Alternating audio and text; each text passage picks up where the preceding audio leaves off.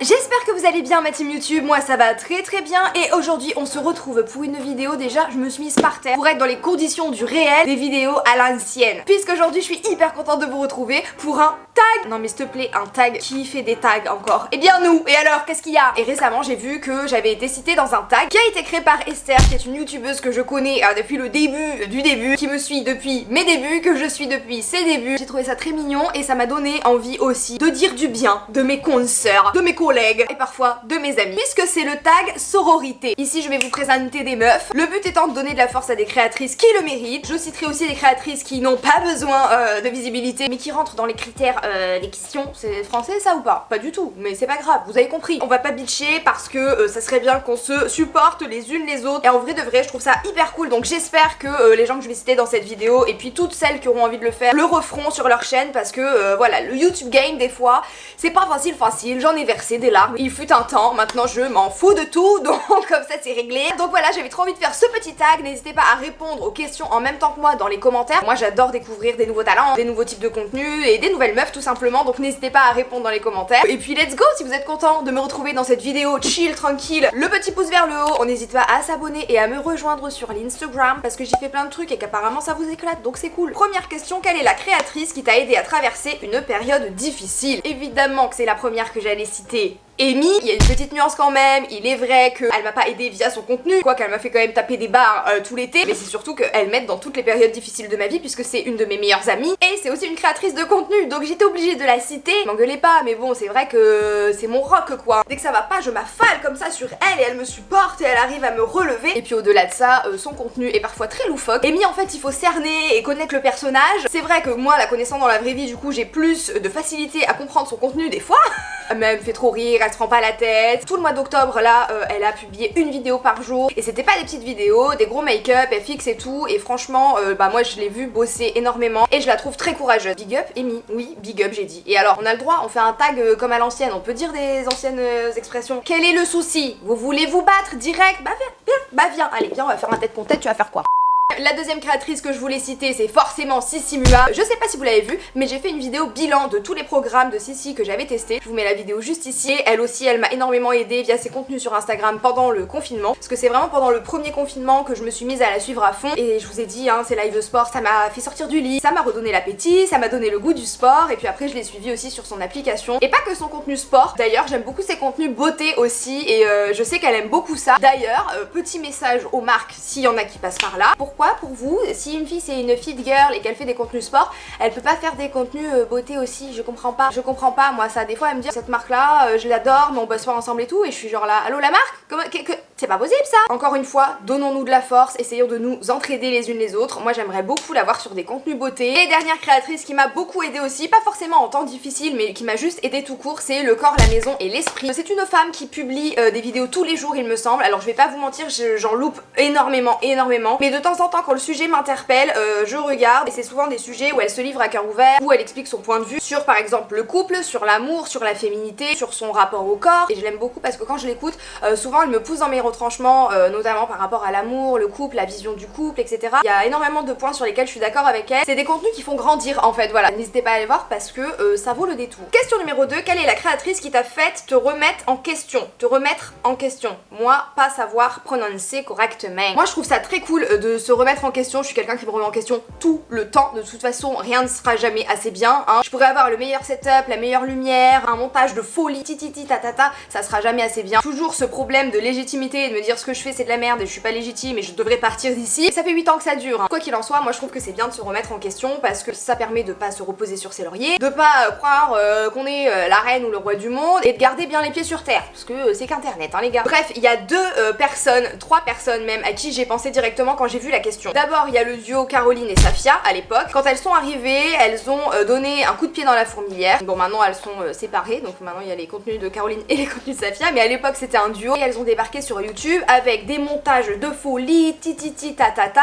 bon ça soit. À l'époque je m'en cachais pas, j'avais du mal avec certaines choses qu'elle faisait. Depuis de l'eau a coulé sous les ponts et j'ai pu en parler avec les principales concernées, enfin avec l'une d'entre elles. Et maintenant Caroline c'est quelqu'un que j'aime beaucoup suivre aussi au quotidien sur Insta, sur YouTube, ses petits vlogs et tout ça, sa petite vie, enfin bref voilà. Mais il y a eu cette remise en question je pense pour beaucoup de créateurs quand elles sont arrivées par rapport surtout au rapport aux marques et au placement de produits. À l'époque on faisait je sais pas un placement de produits chaussons, tu faisais un petit placement comme ça, t'en parlais machin et tout, et voilà, il n'y avait pas vraiment de création de contenu autour du placement de produit. Et elles sont arrivées, elles ont débarqué dans le game et elles ont dit nous on va créer toute une vidéo, toute une histoire, une intro, des personnages pour un produit. Mais à l'époque c'est vrai que quand elles sont arrivées avec des storytelling, des trucs, des machins pour leur placement de produit, moi ça m'a fait me remettre en question dans le bon sens du terme, en mode ah bah oui on peut peut-être carrément créer des trucs, vraiment tout un contenu autour d'un placement de produit et ça peut être carrément cool. Donc voilà. Et la troisième personne qui m'a fait me remettre en question, c'est Léna Situation, forcément. Encore une fois ceux qui disent non machin je m'en fous et tout, parce que bon on sait très bien que quand quelqu'un marche sur YouTube, il y en a qui aiment bien piapiater. C'est pas une personne que je connais personnellement, je l'ai croisée 2 fois je crois, mais j'entends tout le temps parler d'elle, c'est quand même incroyable. Moi j'aime beaucoup ce qu'elle fait, je trouve que son contenu il est rafraîchissant, ça fait du bien au YouTube game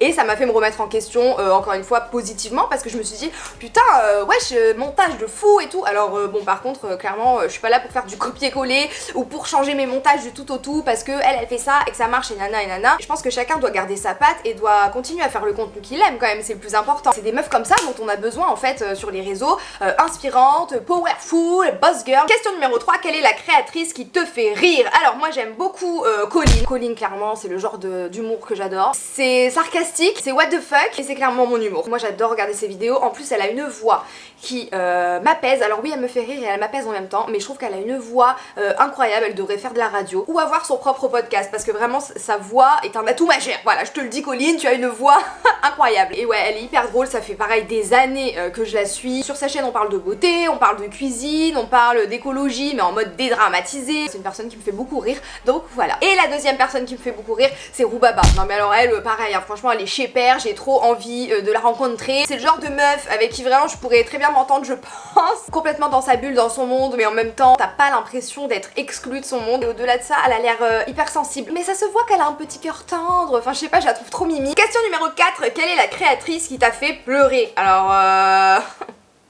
ça serait pas, on serait pas dans du positif, donc on va pas sortir les blazes parce que c'était pas des larmes de joie. Hein. Je suis désolée les gars, je trouve pas, hein. Je mérite mes larmes même. Je rigole. Mais pour qui tu te prends, putain de merde? En vrai j'ai pas une vidéo où je me dis putain là devant cette vidéo j'ai grave pleuré. Je pense que ça fait très longtemps que ça m'est pas arrivé. Question numéro 5, quelle est la créatrice qui t'inspire en ce moment? Je vais parler de créatrices qui m'inspirent en tant que femme, pas forcément en tant que créatrice, genre enfin si il y en a une aussi, si bon on va tout mélanger. D'abord il y a Shira, j'adore son contenu, pareil ça fait, je la suis depuis pratiquement ses débuts je crois. Je l'ai dit dans une interview avec Alix Grousset, que je vous mets juste ici si vous l'avez raté. Shira c'est une meuf qui ose faire des choses et déjà ça fait du bien et ça m'a inspiré par exemple pour l'astrologie. J'ai toujours adoré l'astrologie et j'ai toujours été très portée là-dessus. Et moi c'est vrai que c'est pas quelque chose dont j'aurais parlé naturellement parce que tu sais t'as toujours ce truc de débat, on y croit pas, ouais c'est de la merde, gna. Et quand j'ai vu qu'elle a commencé à en parler avec humour et avec légèreté mais qu'en même temps elle apprenait plein de choses aux gens et tout, et à moi-même d'ailleurs, bah je me suis dit ah ouais en fait on peut parler d'astrologie sans trop de pudeur. Donc c'est en ça qu'elle m'inspire, elle ose faire des choses, elle aborde plein de sujets différents, il y a de tout sur sa chaîne, il y a de la sensibilisation, il y a des trucs super drôles et puis il y a des trucs un peu moins drôles mais dont il faut parler. Et Shira ouais je la vois vraiment comme ça avec un mégaphone en mode brisons les tabous, brisons les tabous. Et je trouve ça hyper inspirant que ce soit en termes de création de contenu ou même en tant que femme. Ensuite une autre créatrice qui m'inspire et ça va vous choquer que je sorte son nom, oui je vais le dire, mais c'est Gaëlle Garcia. Moi les articles sur Google là je ne peux plus en fait, j'en ai marre. Tu dis un truc, ils vont garder une petite phrase et donc ils avaient fait un article, c'était quoi, Auria dézingue sa consoeur, Gaëlle Garcia je sais pas quoi. Mais pour revenir sur le sujet, j'aimais trop regarder ses vidéos et tout, et après il y a des propos sur le féminisme notamment qui m'avaient saoulée. Je me suis dit mais girl t'as tellement une voice, t'es tellement une boss girl et tout que toi tu peux pas dire ça sur le féminisme, wesh. Bref on va pas débattre sur le féminisme, j'en ai ma vision et les autres en ont leur vision, mais à l'époque j'étais un peu plus jeune et en étant plus jeune et ben hein, je prenais moins en compte tout un contexte. Et en grandissant, tu te rends compte qu'en fait, bah, tu peux ne pas être d'accord avec des gens sur certains sujets, même qui sont fondamentaux pour toi, mais quand même apprécier leur contenu et apprécier la personne qu'ils ont l'air d'être en fait, voilà. Et du coup, c'est pour ça aussi que j'avais jamais testé sa marque de cosmétiques, parce que à l'époque, vraiment, j'étais en mode putain, mais on est tellement pas d'accord que est-ce que je vais lui donner mes sous? Genre, la moula, c'est important, les gars, il n'y a pas de petites économies, je vous le dis. Prochainement, dites-moi si ça vous intéresse, mais moi, ça me ferait kiffer de tester Martine Cosmétiques, parce que même à l'époque, dans la vidéo où j'avais dit oui, je testerai pas et tout, mais c'est chiant parce que ces produits, ils ont l'air ouf, il y a que les cons qui changent pas d'avis. Et du coup, pour en revenir à Gaëlle, elle m'inspire, surtout en ce moment, j'ai l'impression que genre, elle a pris une espèce de tournant où elle est toujours aussi cash et toujours, oui, il y a des gros mots et des machins et tout, soit. Mais j'ai l'impression qu'elle se livre un peu plus, en tout cas, j'aime beaucoup ses dernières vidéos, j'ai l'impression qu'elle laisse un peu plus apparaître sa sensibilité. Et voilà, dans son contenu, je me sens beaucoup plus proche d'elle et je trouve ça inspirant. Question numéro 6, quelle est la créatrice qui aura toujours une place particulière dans ton cœur? Bah les gars, vous savez très bien, hein, si vous êtes à l'ancienne, Julie Loves Mac. Julie qui est l'une des premières youtubeuses vraiment que j'ai regardé, qui m'a donné envie de faire des vidéos. Julie Loves Mac quoi, forcément qu'elle aura toujours une place dans mon cœur parce que c'est sur sa page à l'époque Facebook que j'ai publié mes premiers make-up, genre que j'ai osé montrer mes make-up en public, et du coup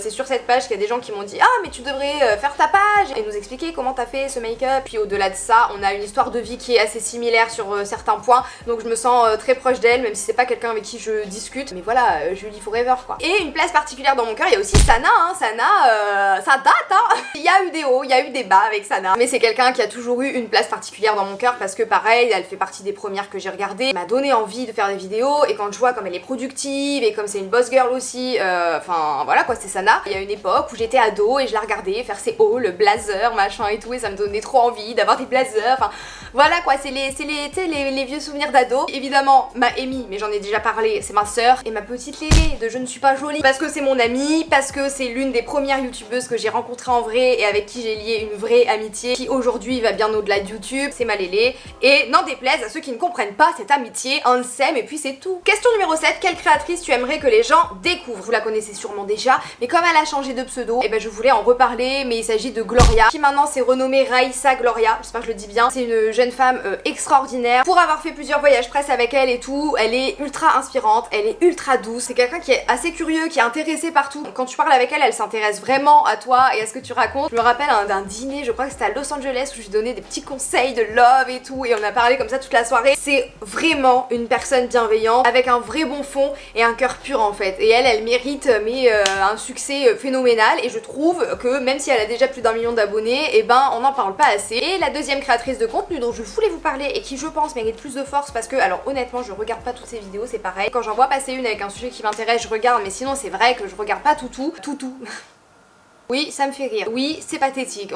Voilà, on est bien d'accord. Check du pathétique, hein, voilà. C'est Adriane parce que ça fait des années aussi qu'elle fait des contenus sur YouTube et qu'elle mérite en fait tellement plus de vues et tellement plus de force. C'est le genre de personne où tu vois qu'elle est vraiment passionnée, genre par YouTube et par la création de contenu et par le partage avec sa communauté, et qu'elle fait pas juste ça pour la fame ou pour l'argent ou pour machin, mais qu'elle le fait vraiment parce que ça lui tient à cœur, et je trouve ça hyper beau. Elle est hyper régulière et en plus elle fait des contenus trop beaux. À mes yeux, c'est une spécialiste de la mode, donc si vous aimez les contenus mode, faut vraiment vous abonner à Adriane. Je trouve qu'elle est pas assez mise en avant en fait, voilà, donc je voulais vous en parler. Question numéro 8, quelle est la créatrice avec laquelle tu adorerais collaborer? Alors là, pareil, la réponse va vous choquer, puisqu'il s'agit de Lolo Baby Show. Alors je sais pas si vous connaissez cette chaîne YouTube les gars, mais alors, révélation, c'est une chaîne YouTube qui a été lancée très récemment par Laura Lempicka, je crois que c'est ça son nom, Lempicka, bref, qui a été découverte dans Secret Story. Cette saison là je l'avais pas trop regardée, par contre il me semble avoir vu dans une saison des Marseillais et tout. Alors déjà j'adore sa grande gueule, typiquement ma sœur de grande gueule, hein, avec ses punchlines et tout, j'adore. Mais vous connaissez mon avis assez tranché sur les gens de télé-réalité qui viennent sur YouTube parce qu'ils se disent fame, argent, nanani, nanana, et qui au bout d'1 mois et demi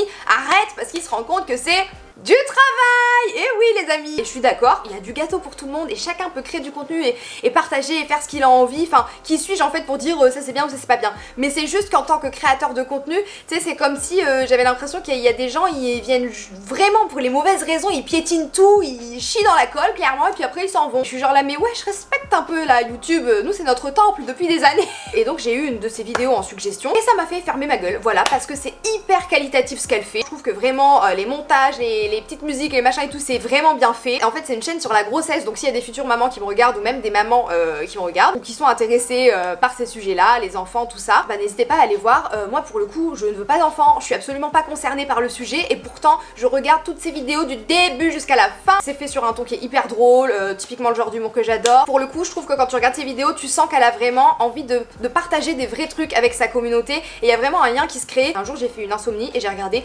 toutes les vidéos de sa chaîne en une seule fois, voilà. Je trouve ça cool en fait, qu'il y ait des gens issus, bah pas forcément de YouTube ou des réseaux, qui viennent sur YouTube et en fait qui taffent vraiment et qui font des trucs cool. Je trouve ça trop bien. Et du coup j'aimerais bien collaborer avec elle, je sais pas comment, parce que du coup je compte pas être enceinte, donc je vois pas comment on pourrait collaborer, mais en tout cas elle me fait rire. Du coup ouais voilà, je voulais aussi vous en parler parce qu'encore une fois il y a que les cons qui changent pas d'avis. Question numéro 9, quelle créatrice tu voudrais voir faire ce tag? Et bien évidemment toutes les créatrices que j'ai citées dans ce tag, et je pense que c'est un tag qui plairait aussi à Audrey Marshmallow, à Cindy aussi, Cindy que j'aime beaucoup d'ailleurs, Alix Rousset aussi, tu pourrais faire ce tag parce que toi je sais que tu regardes plein de contenu, tu connais plein de gens et tout, donc peut-être tu nous ferais découvrir des pépites. Et puis toutes celles et ceux qui auront envie de faire ce tag sororité, voilà, parce que ça fait du bien de dire du bien sur des meufs, non? Bon bah voilà les gars, j'ai fini de distribuer du love autour de moi. J'espère vraiment que cette vidéo vous aura plu et vous aura peut-être fait découvrir de nouvelles créatrices. Si c'est le cas, dites-moi dans les commentaires qui vous connaissiez, qui vous ne connaissiez pas. Surtout j'aimerais vraiment connaître vos réponses parce qu'encore une fois j'aime trop découvrir de nouvelles créatrices. Et puis si vous avez passé un bon moment avec moi, que vous êtes détendu, tout ça, on n'hésite pas à mettre le petit pouce en l'air. Bref bah voilà, moi j'ai tout dit hein. Sur ce je vais aller continuer de raconter ma vie sur Instagram et puis filmer une autre vidéo parce que j'ai envie et que là c'est trop court, vous me manquez déjà en fait. Sur ce moi je vous fais très gros bisous, je vous dis à la prochaine et surtout prenez soin de vous.